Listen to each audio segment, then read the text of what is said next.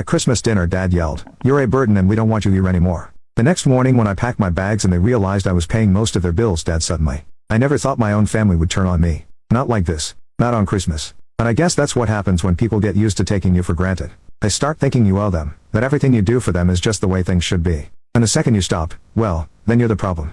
My name is Noah. I'm 24 years old and for the past few years I've been the one holding my family together. Not that they ever acknowledged it. Growing up, we weren't rich but we got by. My dad worked construction. My mom did part-time bookkeeping. We weren't drowning in money but we weren't starving either. At least, not at first. Things changed when my dad hurt his back on the job a few years ago. He stopped working, said he was waiting on disability checks that never seemed to come.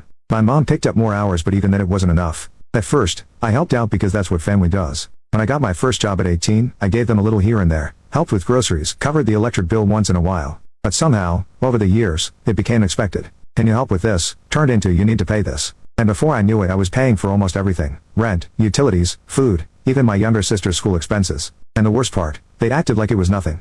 Not once did my dad say thank you. My mom just treated it like my responsibility. And my older brother, who by the way was 27 and still lived at home, never chipped in a single cent. If anything, he made fun of me for being too responsible. I kept telling myself it was temporary, that once my dad got his disability or my mom got a better job, things would go back to normal. But that day never came. And somewhere along the way, I stopped believing it would. Still, I didn't expect what happened on Christmas night. We were all gathered around the table, me, my parents, my brother, and my 17-year-old sister Lily. Dinner was the usual spread: turkey, mashed potatoes, green bean casserole. My mom had always been big on Christmas dinner, insisting we keep traditions alive no matter how tight money was. For the first half of the meal, everything seemed normal. My dad was drinking, no surprise there. My brother was glued to his phone, occasionally making a sarcastic comment whenever my mom tried to start a conversation. Lily was scrolling through social media. Just another holiday in the family. Then, somewhere between passing the stuffing and my dad pouring himself another glass of whiskey, the conversation shifted. "You know," my dad said, leaning back in his chair, "Noah's been living here rent-free for years now."